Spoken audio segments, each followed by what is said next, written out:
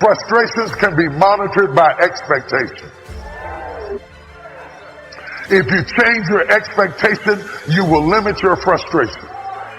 I expect people to be who they are. Once you teach me who you are, you teach me what to expect. And I'm never disappointed because I never expect above what you advertise. If you advertise you a fool, I expect you to be a fool. And when I need a fool, I'll call you. Come on, somebody. You got power. I'm trying to tell you, you got power. You got power. You got power. They were frustrated because they expected Christ to do something that he never came to do. He didn't tell them he was going to do that. He kept telling them he was going to die. Except a grain of wheat falling to the ground and die in a battle alone. If you destroy this temple in 3 days, I'll raise it back up again. He kept telling them. It's time to drop it and move forward. You may be a product of your past, but you don't have to be a prisoner of your past. But it's hard to let go of what you've been holding on to for so long, even if it's not working anymore. It's really hard to let go. It's like, beg you, see it differently. I beg you to let go. It's not normal. It's just old. Some of you are taking too much time trying to convince people to love you that do not matter. Tolerating and trying to get people engaged that don't matter, that don't care, that are never ever going to help you get into your destiny. Every single time I hear about an issue, every single time I hear another story of pain, every single time I see a seemingly impossible situation, I smile wryly because I know it is never too late. Kiss that wrong self-image goodbye. Victory starts in your thinking. Abundance, it starts in our mind. You can't think the same way and expect different results. Start embracing who God says you are. Upset because your plans didn't work out. It's time to kiss some things goodbye. Don't bring bitterness into a new year. Don't bring self-pity, a chip on your shoulder. That was in your past. It doesn't belong in the future. You cannot embrace the new things God has in store as long as you're holding on to the old. What we think about is really what controls us. This is a control tower. That everything else is a result of how we think. That we can't control everybody else in control of all of our circumstances, but we are going to respond to circumstances in one way or the other. And so what you have to ask is this: what is it that determines what I think? This mind of yours controls everything else in your life. Are you satisfied with your life as it is? Are you? Is your life giving you what you want? If you had your life to live over again, could you have done more than what you've done thus far? When I ask audiences that, most people agree, yes, I could have done more. I know I could have done more. I've wasted a lot of valuable time. If you're going to lose something, lose money. You can recapture that. Don't lose time. You can't get that back. Program your mind, because all that you will do or not do, have or not have, accomplish or not accomplish, will be a direct derivative of what's going on inside of your mind. So if you don't get clear thinking on an issue, you won't be able to develop in that area. Look at somebody and say, it's time for a change. Well, what stops us? What stops us from making the changes that we need in our behavior, in our situation? It's the mind. If you keep doing what you've been doing, you're going to keep getting what you've been getting. So if you're at a place in your life and you ain't happy with it, you have to change some things. But you have to make a conscientious decision that you're going to change. And it's not dependent on anybody else. It don't matter what your mama think. It don't matter what your coworkers think. It don't matter what your siblings think. It don't matter. This decision is yours and yours alone. Nothing that's happened to you is a surprise to God. Before he laid out the plan for your life, he already knew every person who would hurt you, every mistake you would make, every loss you would go through. And the good news is, for every setback, God has already arranged to come back. For every disappointment, a new beginning. For every failure, restoration. You have to put your foot down and say, that's it. I may have gone through some disappointments. I may have made some mistakes, But I'm not going to waste the time I have left worried about what I could have done better, upset over what didn't work out. I'm stepping out of the was and I'm coming over into the is. I'm dropping the offense, dropping the failure, dropping the hurt. I'm not living my life with any more baggage. I'm gonna live my life free. We find ourselves announcing our standards to our relatives, our friends, our associates. We shout our beliefs and condemn those who believe any differently, but then we don't walk the talk. We end up acting in a way far different from the beliefs we've shouted. This is inconsistent. This leads to a loss of credibility among those who watch us. And more importantly, this leads to a loss of credibility within ourselves. The only thing worse than one who is inconsistent in applying their self-imposed disciplines is one who has never considered the need or the value of discipline at all. So what kind of courage do you have? Is yours sort of floating between depending on the situation? Or do you know the difference between right and wrong for your life? And you've made up your mind. Our mind is the control tower of our life. All of our decisions are there. And the truth is, whatever we are today is the result of what we've been thinking about all those years. As a man thinketh in his heart, so is he. So if you don't like what's going on around you, maybe you should ask yourself the question, what am I thinking about? What do I think about myself? What do I think about other people? I want to tell you something today. The moment you make up your mind to get up, you can get up. And no devil in hell, no government, no power, no boss, or anything else can hold you. Once you are free in your mind, you are free. See, many things we don't do because of the fact we want people to like us. There's some necessary losses in life. When you decide acting in your best interest, you're going to lose some friends. Everybody's not going to approve of you. There's some people that won't like you. Who do you think you are? You're arrogant. What do you think you can do? You're selfish. Thanks, I got that.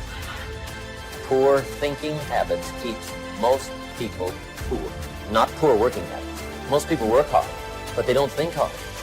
The mind is like a factory, a mental factory. And whatever you think about all day long pours ingredients into this mental factory. And that's what builds the economic, social, financial fabric of your life. As you think, so you become.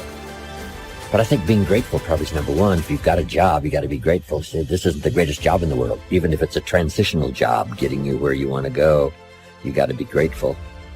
You don't have to love your job or be passionate about your job. Just passionate about staying steady, working hard, learning skills, doing this job so well that the next one will be even better, and taking such good care of this opportunity, another one will present itself. What's next for me? After all of this, I don't think that things just happen. I believe that they happen just. We have a mindset. We don't want to be the same coming out of this. That you want some radical change, that this could be a major defining moment for you, a day that turns your life around. If you have an extreme desire to wish to be successful, so you can accomplish all you wish to accomplish, be as generous as you'd like to be as strong as you'd like to be. And I think if you say you have to find your passion, people find that a little bit confusing. Where would I find it? And what could I be passionate about? I guess you could start with saying, I'm passionate about providing unusual success for myself and for my family. Then I think the key is to let what you want to accomplish, let that grow. Where at first this is as far as you can see, but if you'll do that, you can say, wow, maybe I could multiply by 2, by 3, and expand my vision, accomplish a lot more. God places everything he has for you in your imagination. So if you've been dreaming of your own business, if you've been dreaming of a summer home, it's because that's what he got for you. He places everything he has for you in your imagination. And then to quit worrying about how to get it done. The how-to is none of your business. The Bible say, ask, believe, receive. Now you got to be willing to work, but he don't require you to figure it out. The how-to is none of your business. We all have promises we're standing on. It's easy to believe at first, but what happens when nothing is improving? Before the promise comes to pass, you have to go from I believe to I still believe. You're not discouraged by how long it's taking. You know God is still on the throne. What He promised is on the way. God is looking for I still believe people. All the facts say it's impossible. Your attitude is, that's okay. God can do the impossible. Maybe you tried to accomplish a dream. No doors opened. That's all a part of the process. God didn't give you the dream and not have a way to bring it to pass. God didn't change His mind. He just needs some I still believe faith. Don't get talked out of your dreams. The negative chatter, the people who don't believe in you, the environment you were raised in is not going to stop your destiny. Your time is coming. It's not too late. What God put in your heart is still on the way. God has a win. He's not making this up as he goes. He's not just responding to your moves, your attitudes, and things your friends say about you. You are not at the mercy of your detractors. You are only at the mercy of the timing of God. God has a watch and a timer is on it, and it's already set. Everything is on schedule. Don't worry about your purpose. Worry about your season. Because when you get in your season, your purpose will be clear. Now, here's what we know. That people don't do what they know in life, but what they do is they operate within the context of the vision they have of themselves.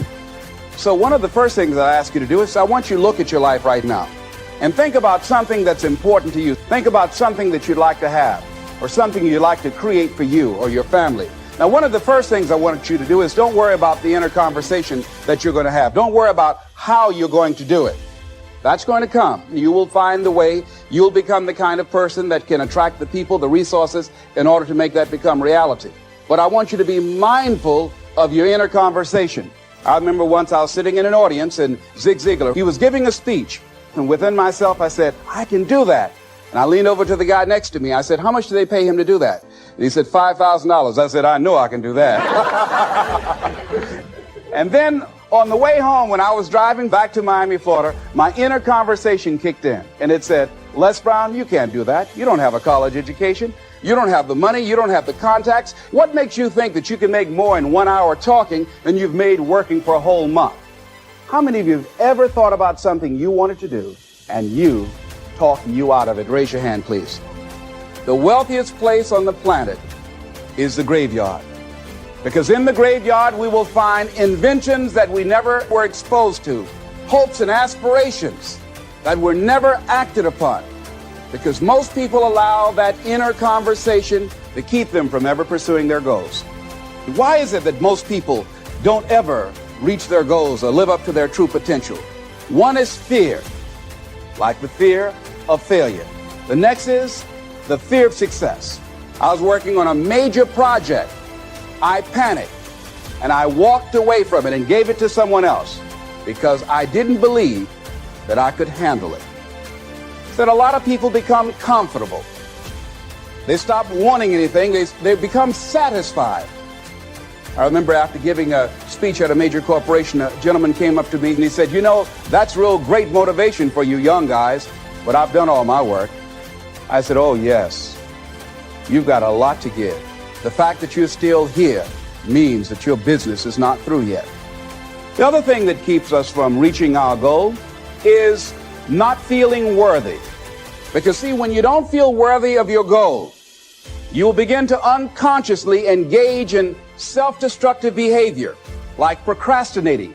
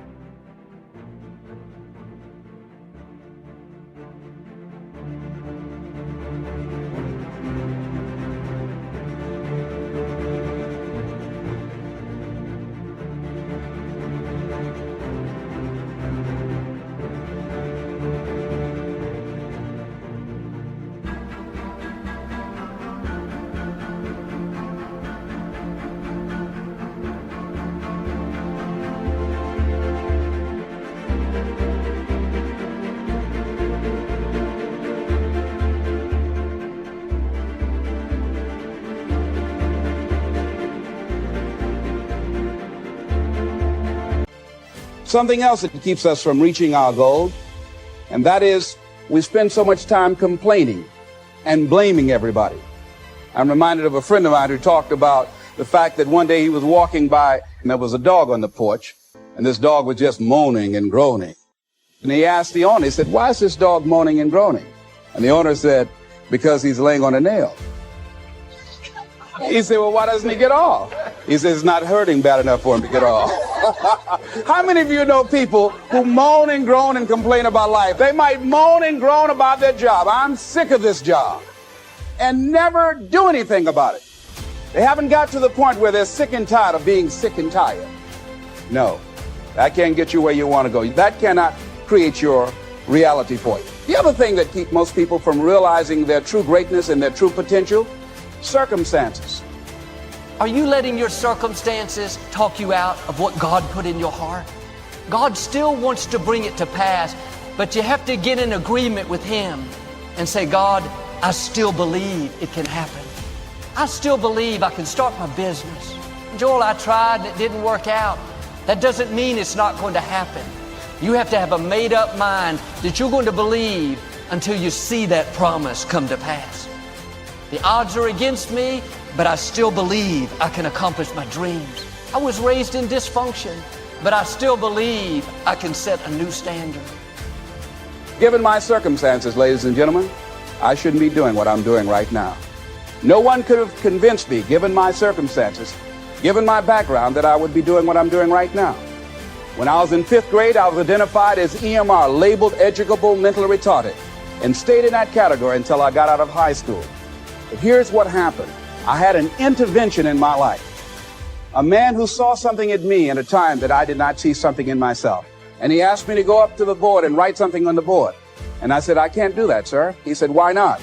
I said, "Go up to the board and write what I'm about to tell you." I said, "I can't do that, sir." "Why not?" "I'm educable mentally retarded." He said, "Don't ever say that again. Someone's opinion of you does not have to become your reality. That once a person's mind is expanded with an idea, it can never be satisfied to going back to where it was." Some of you are going to go back and look at your dreams and brush them off. Whatever goal that you have in mind, I want that to be a goal that will challenge you. What is it that you looked at some point in time and you decided that you couldn't do it? Bring it back out there. How you're going to do it? That will come to you in due time. See, you don't get in life what you want, ladies and gentlemen. You get in life what you are. You've got to begin to take a look at your life and look at where are you right now? What gives your life a sense of fulfillment, a sense of joy? What is it that you could love doing 7 days a week? In all the areas of your life, your professional life, your personal life, your family life, once you begin to determine that, that takes you to the next step. And that is, now you've got to decide that you deserve that. Repeat after me, please. I deserve the best that life has to offer. Shake somebody's hand on your right and left and say, "Find your purpose." Do you know by actively pursuing your purpose, it could perhaps extend your life? The number one killer of all the diseases we have, heart disease. The truth of the matter is that the majority of people suffer their first major heart attack on Monday morning between 8 a.m. and 9 a.m. People getting ready to go to jobs that they don't like. You see, when you're not pursuing your goal, you are literally committing spiritual suicide. But you've got to believe in yourself. I was doing work for a major corporation, and they were having a major downsizing. The people that were working there, they approached them and said, "Listen, we will..."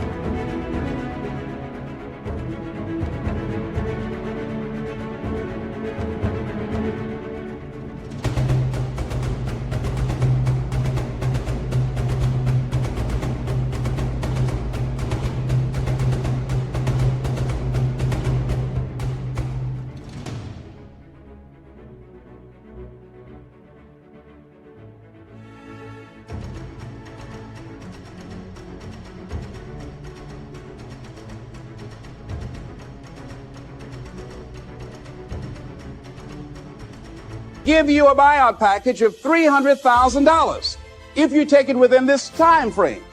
Ladies and gentlemen, only 50% of the people that were eligible took this. If I'd been there, I'd have gone to ask for your check. I would have taken that money so quick and had other people checks. See, ladies and gentlemen, life is too short trying to play it safe. Here's the thing. You can't get out of life alive. So there's no safe position. You can die in the bleachers or you can die on the field. You might as well come out on the field and have a good time, right? So you got to be bold in life.